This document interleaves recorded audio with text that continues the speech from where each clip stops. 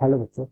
Let's read this question. So this is a state true and false. This is a true and false type of question. All right.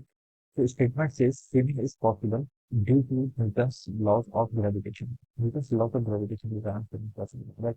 तो चलिए इस question को अपन क्या करते हैं statement को elaborate करते हैं.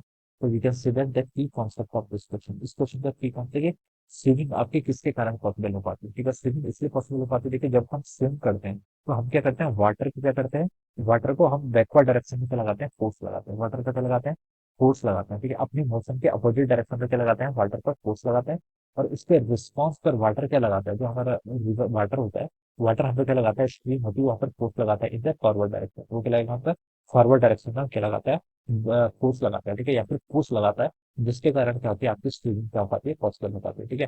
तो देखिए यहाँ पर क्या लगा रहे हैं हम वाटर पर फोर्स लगा रहे हैं इन द बैकवर्ड डायरेक्शन. वो फोर्स आपका हम बोल सकते हैं एक्शन फोर्स मान लीजिए. ठीक है.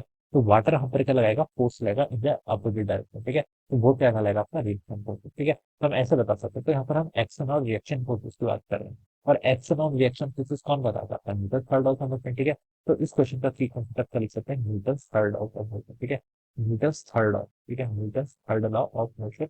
Newton third law of motion या फिर एक्शन रिएक्शन फोर्सेस भी लिख सकते हैं. ऑलराइट. तो this will be the key concept of this question. ठीक है. तो हमको बोल जाता है कि swimming is possible due to Newton's laws of gravitation. तो लॉज ऑफ ग्रेविटेशन के कारण तक पॉसिबल नहीं. तो ये स्टेटमेंट आपका इनकरेक्ट है. This statement is false. क्या लिख सकते हैं दिस स्टेटमेंट इज फॉल्स. तो ये स्टेटमेंट करेगा फॉल्स हो जाएगा and this is the answer of this question. क्या लिख सकते हैं. ठीक है.